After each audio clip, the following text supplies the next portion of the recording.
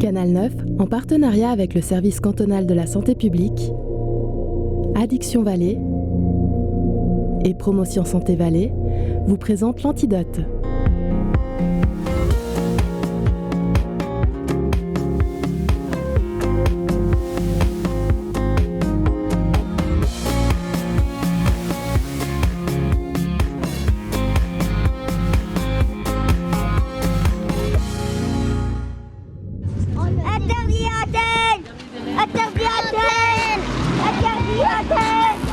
Alors moi je dirais que là on arrive à 13 volts par mètre. On arrive même à 17 volts par mètre. Donc ça c'est quand même beaucoup. C'est considérable. Ouais. On craint pour la santé des gens et on sait qu'il y a des électrosensibles, on sait qu'il y a déjà maintenant des gens qui souffrent de ça. Donc si je m'appuie contre le bord de la fenêtre, quelque part je prends déjà un peu une partie du champ électromagnétique.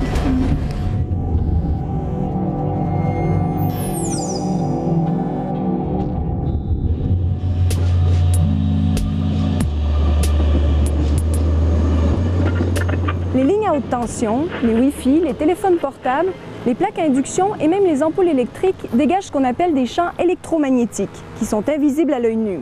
Cet électrosmog qui nous entoure au quotidien interpelle les spécialistes et les autorités. Mais quels sont les risques réels de ces ondes sur notre santé? Pour mieux le comprendre, la Suisse a réalisé un vaste programme de recherche nationale comprenant 11 études différentes. Mais vous allez le voir, la question est complexe et les réactions qu'elle suscite sont plutôt électriques. Cette personne que nous appellerons Nathalie est électrosensible, c'est-à-dire qu'elle ressent de l'inconfort en présence d'ondes électromagnétiques. Par exemple, lorsqu'elle prend le train pour aller travailler. Alors, j'essaie de ne pas être trop près de la locomotive. Et puis, si possible, à la queue du train. Mais très souvent, les premières classes sont en queue de train. Donc du coup, je suis un peu obligée d'aller quand même un peu à l'avant du train. Voie 2, entrée de l'interrégion pour Romont. Donc je crois qu'il va falloir aller à l'avant du train. L'électrosensibilité est une maladie très rare. La plupart d'entre nous ne ressent pas ce que Nathalie éprouve. En général, je choisis jamais des places qui sont près des bouts, des wagons, des voitures, parce qu'il y a plus, moi je ressens plus d'électricité, donc il faut que je m'arrange pour trouver une place quelque part au milieu de la voiture. Pas vraiment au milieu, mais...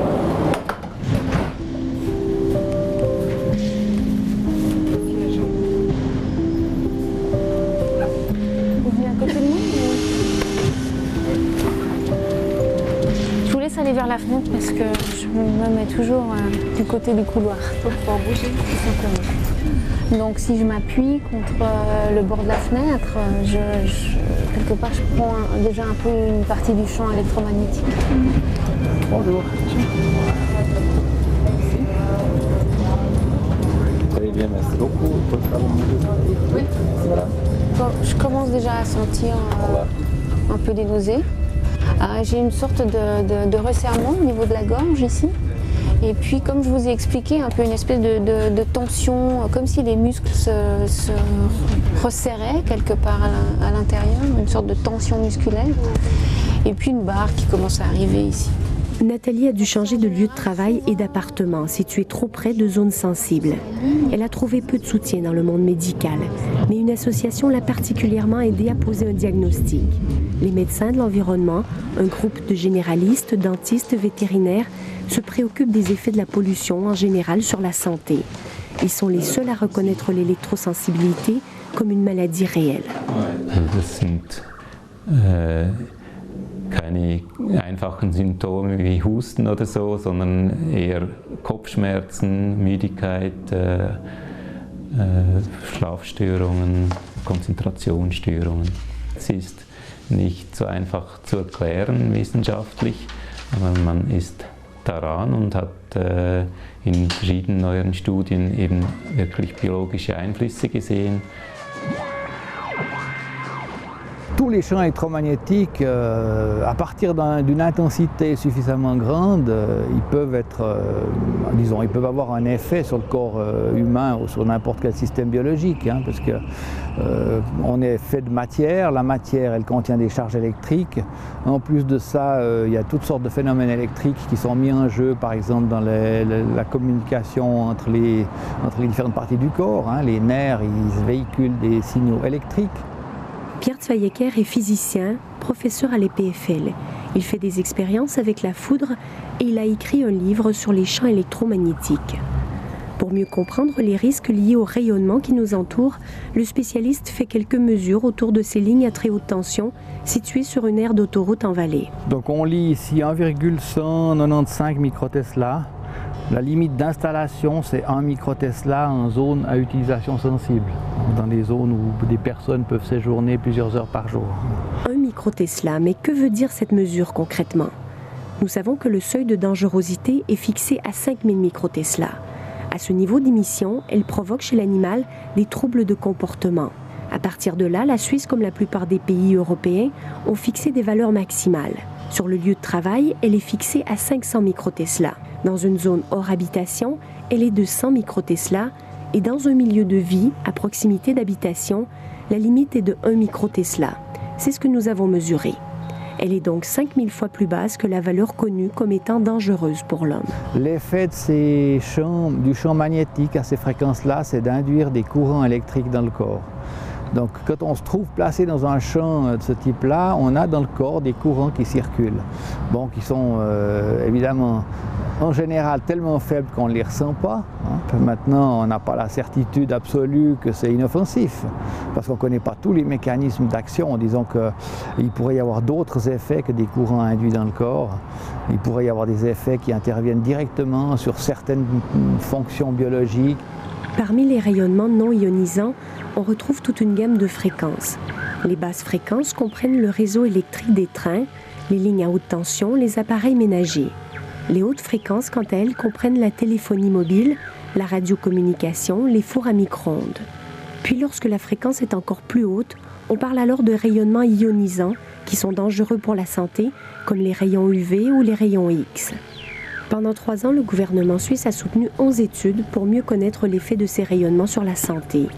En mai dernier, les résultats tombent.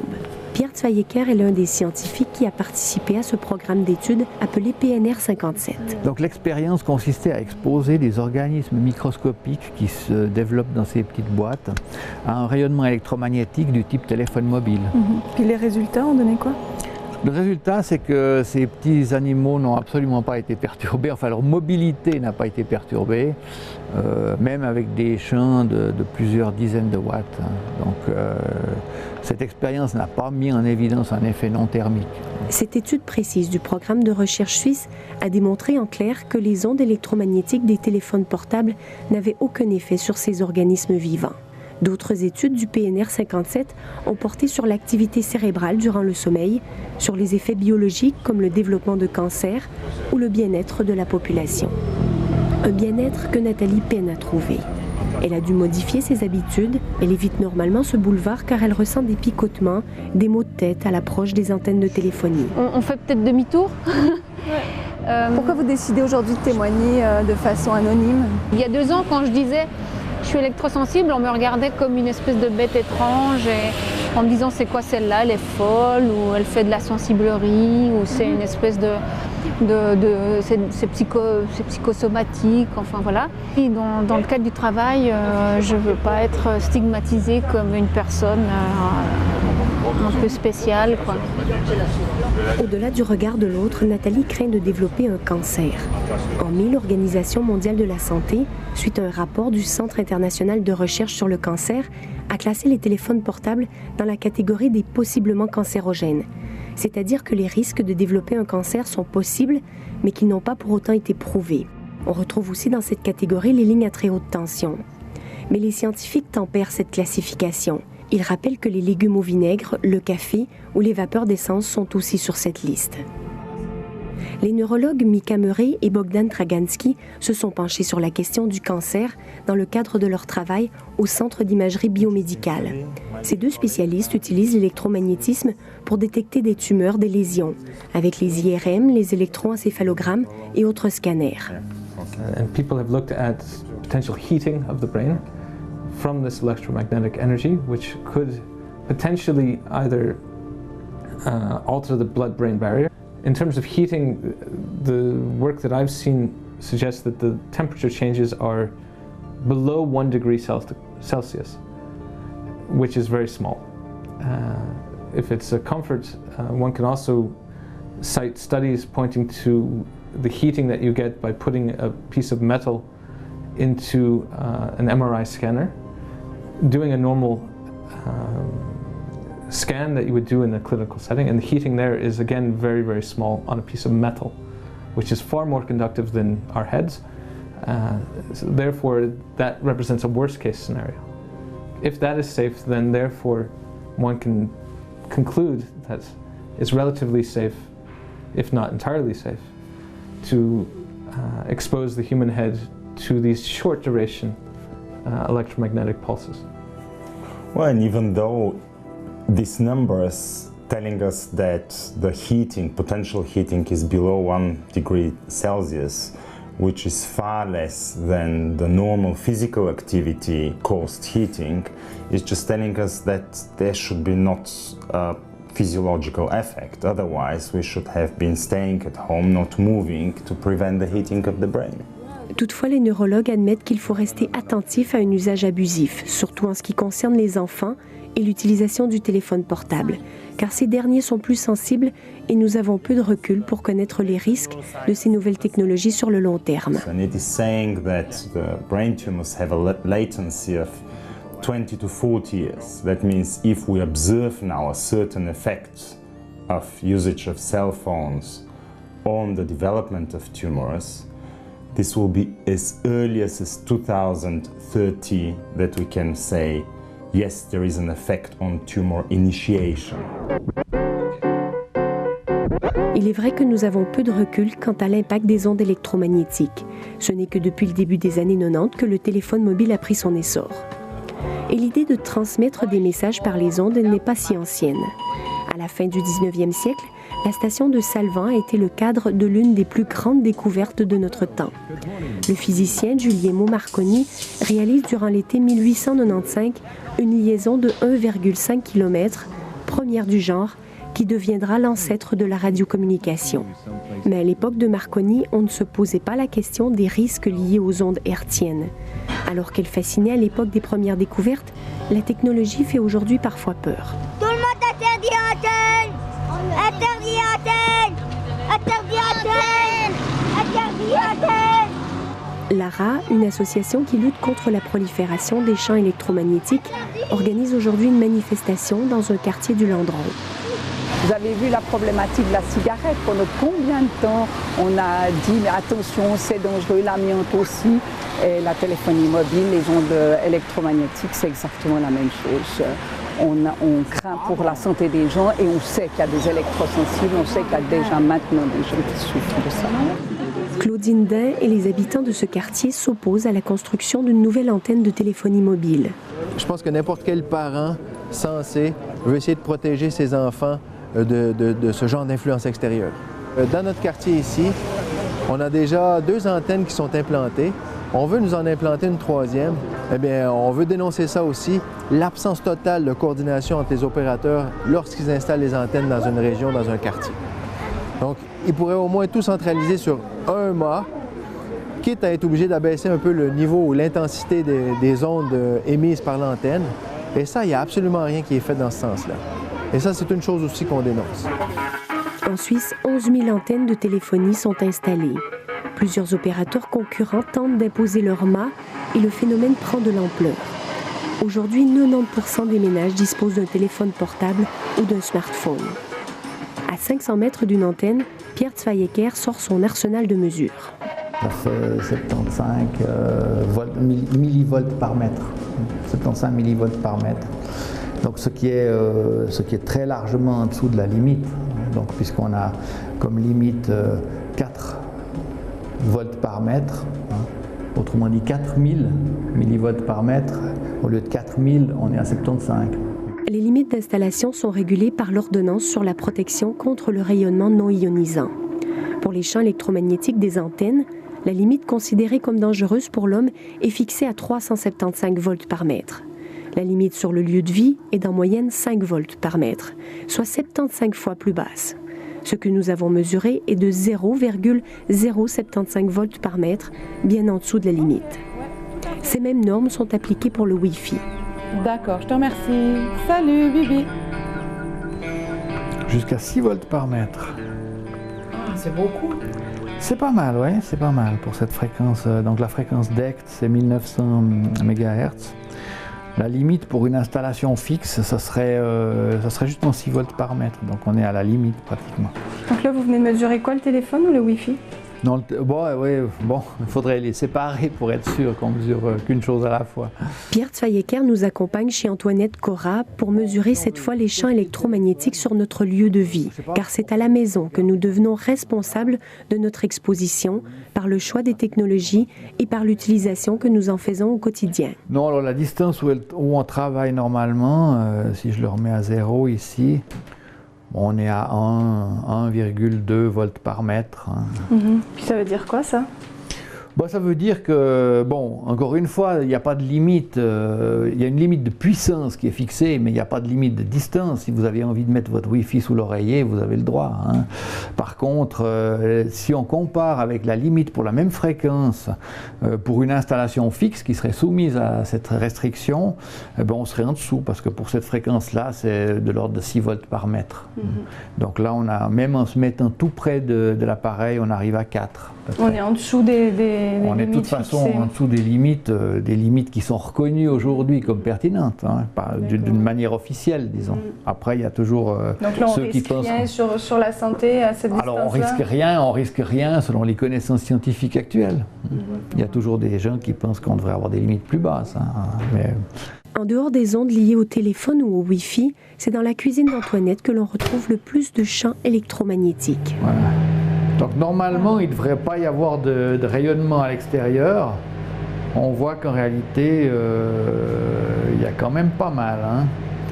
Alors moi, je dirais que là, on arrive à 13 volts par mètre.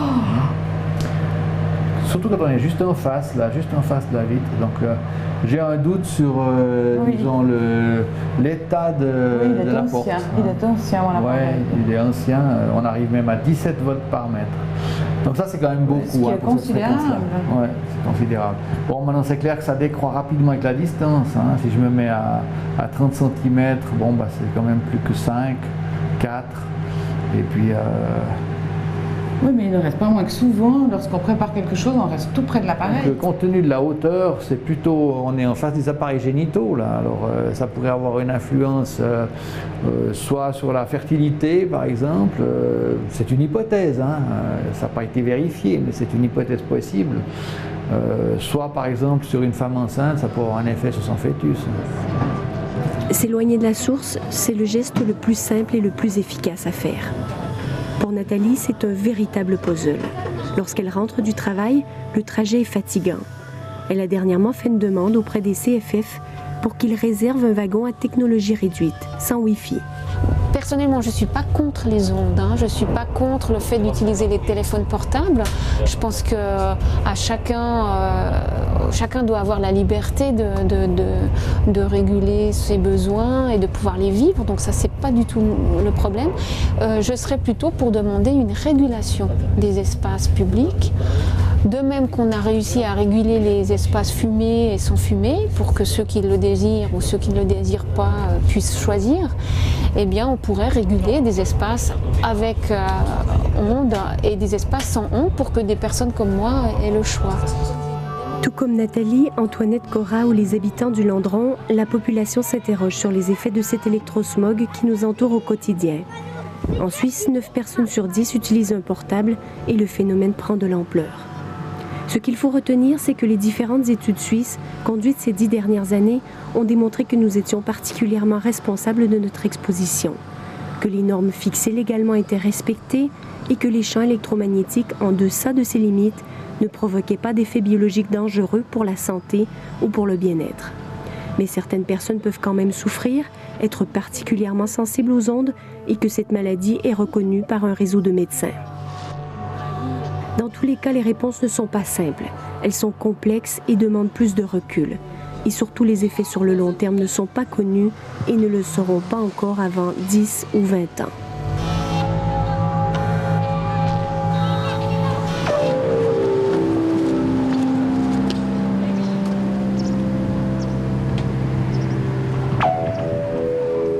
Nous nous rendons à l'Office fédéral de la santé publique pour en savoir plus sur les études menées en Suisse, le programme de recherche appelé PNR 57 et sur les normes en vigueur. Bonjour Monsieur Merit. Voilà, enchanté, Christophe Merit. Canal 9. Enchanté.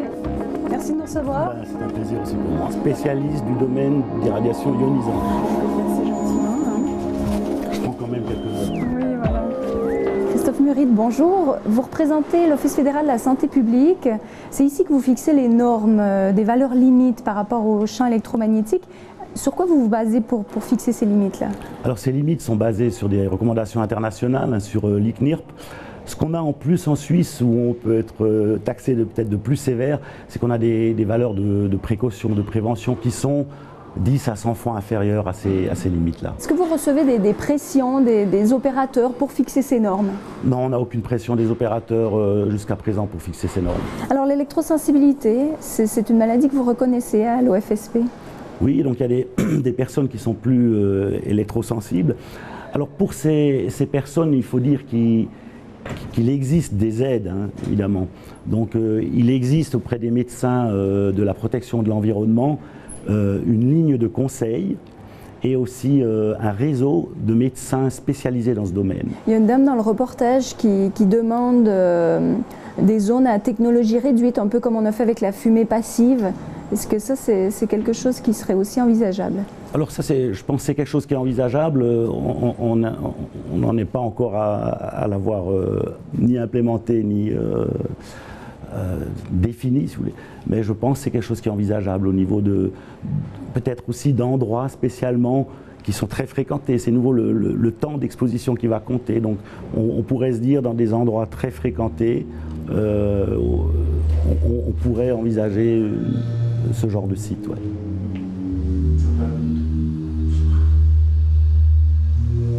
Les technologies font partie de notre mode de vie au quotidien et nous avons eu effectivement peu de temps et de recul pour étudier les risques. En 200 ans seulement, depuis la découverte de Marconi à Salvan, l'homme est passé de ça à ça. Par manque d'études, justement, les gouvernements ont décidé d'adopter en 1992, lors de la conférence de Rio, un principe de précaution. Ce principe, qui n'a rien de scientifique, est souvent remis en cause car il repose sur des risques non avérés, hypothétiques. Malgré tout, le Conseil fédéral l'a adopté. Il propose d'utiliser les oreillettes pour téléphoner car on éloigne ainsi la source de sa tête. Et plus on est loin du téléphone et plus la puissance émise se disperse et diminue. D'une manière générale, l'éloignement d'une source, du Wi-Fi ou du babyphone permet de diminuer considérablement son exposition.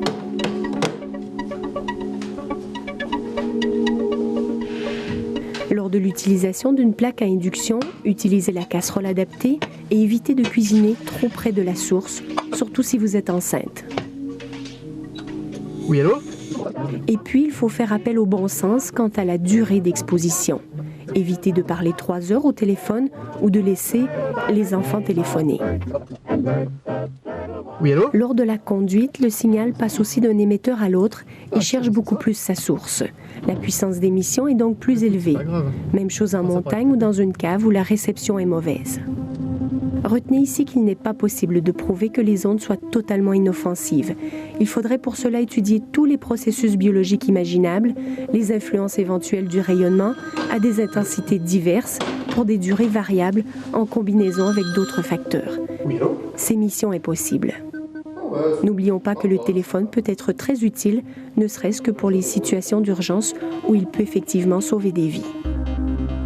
Vous n'avez pas peur que ça fasse peur aux gens si on dit éloignez-vous de votre téléphone avec une oreillette? On doit se dire ils cachent quelque chose, ils savent quelque chose, il y a un risque? Non, je pense que notre rôle d'information, c'est... on ne doit pas avoir peur de dire aux gens quelle est la situation. Donc, et là, on peut leur dire, on a vu des effets dans l'étude dont je vous ai parlé, des effets biologiques. On ne connaît pas encore des effets au niveau certitude, au niveau de cancer, ça c'est clair, donc les études vont se poursuivre. Et de leur dire, il y a des comportements qui vous permettent de réduire ces effets, donc de réduire ces risques. Après, les gens les suivent ou les suivent pas, mais je pense que ce n'est pas une question de leur faire peur ou de les rassurer faussement. Quand on est un peu dans le flou, je pense que si on peut donner des comportements, on donne aussi des comportements d'hygiène simples pour ne pas attraper des infections. Je pense que c'est des comportements de bon sens. Voilà, Christophe Méric, merci beaucoup. Merci aussi à vous et puis j'espère que l'émission plaira à tous vos téléspectateurs. En bref, le programme de recherche national, le PNR 57, donne des résultats qui se veulent plutôt rassurants. Aucun lien de cause à effet n'a été établi entre le rayonnement non ionisant et la santé sur le court terme. Mais les suspicions restent sur le long terme et aujourd'hui, on n'a pas assez de recul pour avoir des informations plus affirmatives. Les études se poursuivent et on en saura certainement plus dans 10 ans. D'ici là, l'OFSP donne certaines mesures de précaution, comme l'utilisation d'oreillettes pour téléphoner. Voilà, c'est tout pour cette semaine. Si vous voulez en savoir plus, vous pouvez consulter notre site internet. On vous y donne quelques références intéressantes. Au revoir, bonne semaine.